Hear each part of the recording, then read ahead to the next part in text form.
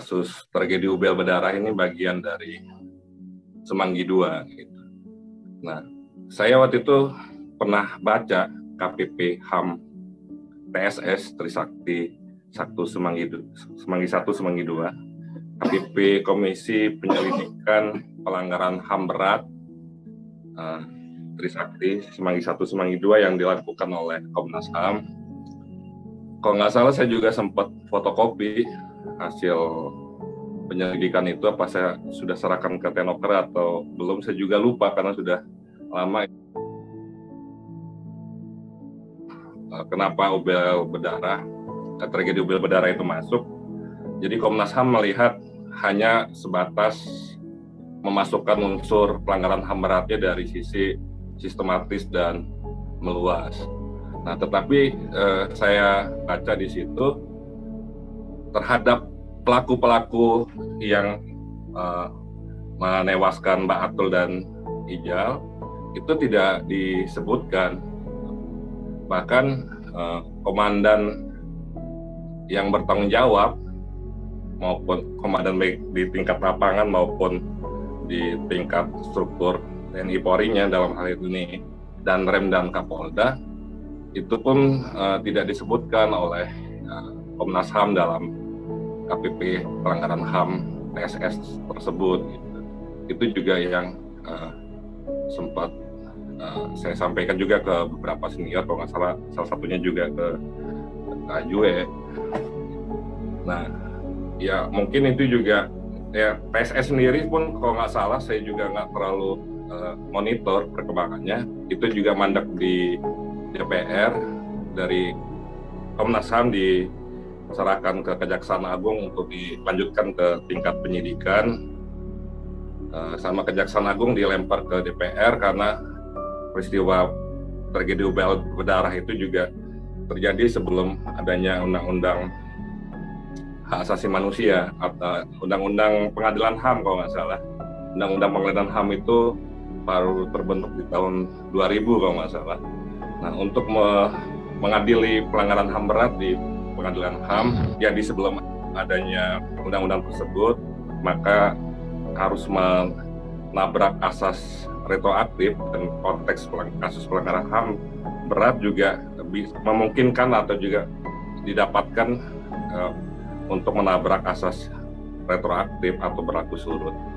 Nah, tapi memang harus ada rekomendasi dari DPR untuk pengadilan HAM berat. Nah, itu juga yang masih polemik antara Kejaksaan Agung maupun DPR. Kalau nggak salah sampai hari ini juga persoalan tersebut juga belum tuntas antara Kejaksaan Agung dengan DPR RI. Nah, terlepas dari konteks itu, saya sih melihat bahwa dengan adanya forum-forum seperti ini dan juga diskusi seperti ini juga sangat baik sekali untuk kita semua, terutama juga generasi-generasi Tenokra, karena memang tidak semata-mata memperingatkan tentang meninggalnya Mbak Atul, walaupun saya juga secara personal tidak kenal karena juga angkatannya sangat jauh di atas saya, tetapi juga penting juga bagi kita semua, terutama juga pengurus Tenokra yang saat ini maupun yang berikutnya, bisa meneladani dari sosok Mbak Atul, baik dari sisi manapun, ya kan, dari sisi profesionalitas dia, dari sisi tanggung jawab dia, dari sisi idealisme dia. Artinya Mbak Atul juga mewarisi nilai-nilai yang juga bisa kita teruskan, nilai-nilai tersebut, dan bisa kita terapkan juga di person kita, terutama juga di kawan-kawan yang masih aktif di kepengurusan UKPM Tenokra. Tetapi memang salah satu juga yang menurut saya belum, karena selama ini ya kita pengen tahu tentang Ubel Bedara itu biasanya menunggu momen ya, setahun sekali tragedi ini, peringatan Ubel Bedara 28 September gitu. Nah, tetapi untuk media lain, misalkan adanya buku atau adanya media-media yang memang bisa akses di publik itu yang belum ada hingga saat ini gitu. Sehingga pelajaran atau juga nilai-nilai yang bisa kita ambil dari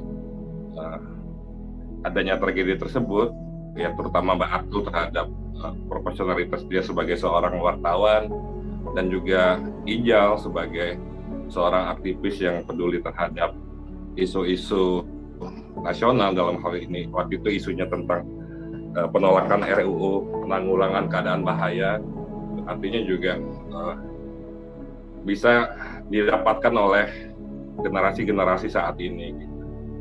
Nah, menurut saya juga penting kalau misalkan dimungkinkan kawan-kawan teknokrat atau juga kawan-kawan alumni, terutama pelaku-pelaku sejarah yang tadi sudah banyak menjelaskan tentang sosok Mbak Atul maupun adanya peristiwa tragedi UBL Bedara tersebut, bisa juga menuliskan sejarahnya gitu, apakah dalam bentuk buku atau juga di website atau juga di dalam medium apapun gitu, sehingga generasi-generasi kita ataupun juga generasi berikutnya juga bisa paham terhadap sejarah penting yang pernah terjadi di Lampung, dan juga ada nilai-nilai dari sosok Pak Atul yang bisa kita teladani gitu.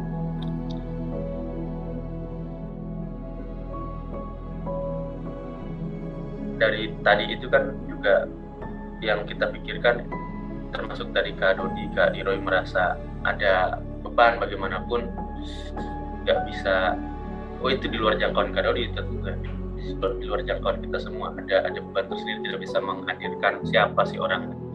Saya ngikuti perkembangannya, termasuk pada saat Ijal itu diadili, ada pelakunya dapat ketemu kalau Ijal, tapi tadi peradilannya ada diadili, tapi hukumannya tidak seberapa. Mbak Atul itu yang saya dengar dan ikuti, problem tidak bisa naik ke persidangan itu karena kurangnya bukti gitu yang dihadirkan. Padahal ya di Indonesia ini yang agak aneh, orang bisa membunuh tapi bisa lepas dari pertanggungjawaban pembunuhannya ya, seperti kasus Munir sampai sekarang juga tidak. Bahkan Munir itu hampir juga kadaluarsa, tahun depan itu 18 tahun kadaluarsa, 4 tahun ini saya. Nah, terkait dengan kadaluarsa itu dalam konteks hukum ya, itu jadi dibatasi pengungkapan perkara itu, penuntutan perkara itu dibatasi berdasarkan tahun, berdasarkan dengan ancaman hukumannya. Yang ancaman hukumannya sekian, itu dibatasi sampai 12 tahun misalnya. Nah, yang tertinggi kalau pidananya ancamannya pidana mati, itu daluarsanya itu 18 tahun. Jadi setelah lewat 18 tahun, maka itu tidak bisa diungkap kembali, tidak bisa dituntut. Ya, filosofinya karena semakin lamanya waktu berjalan, alat-alat bukti semakin memudar, orang-orang semakin lupa, saksi-saksi juga mungkin sudah tidak ada lagi, ada yang meninggal dan sebagainya mungkin. Itu, dan kecuali kalau dia pelanggaran HAM berat.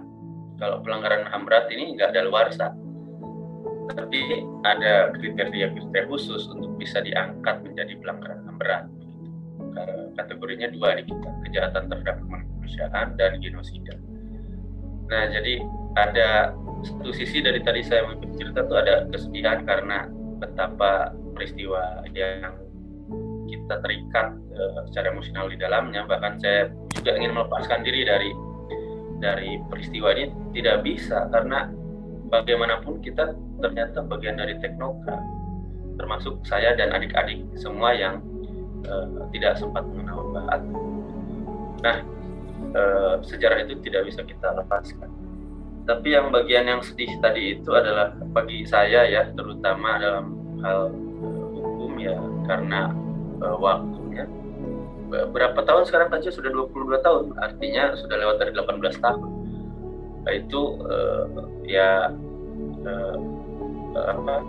agak sulit karena aturannya begitu.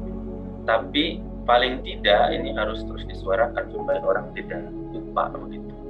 dan terima kasih pada Kak Ju dan Kak semua yang menyambungkan cerita sejarah ini sehingga terus bersambung pada generasi teknokrasi. Saya ingin menaruh harapan lah, karena begini, betul tadi yang disampaikan Aan, dan dalam catatan sejarah ini pernah ditolak oleh DPR karena tadi sebagaimana disampaikan Aan di Undang-Undang Pengadilan HAM itu 26/2000 ya, kalau peristiwanya terjadi sebelum tahun 2000 maka itu perlu rekomendasi dari DPR, begitu ya.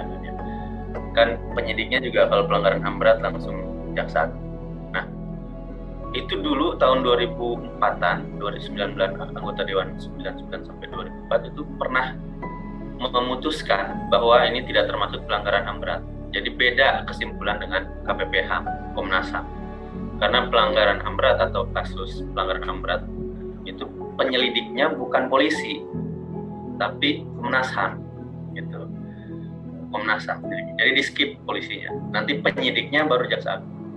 Nah, tapi ada harapan begini. Waktu itu kandas karena kesimpulannya berbeda dari DPR. Jadi untuk dibuka perlu ada rekomendasi DPR.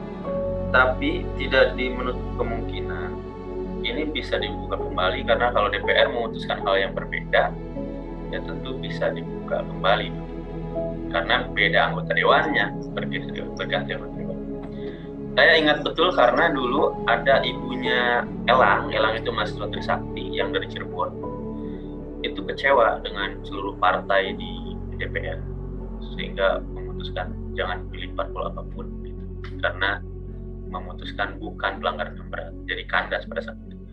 Tapi yang ingin saya sampaikan, peluangnya terbuka kalau kemudian anggota dewan yang baru itu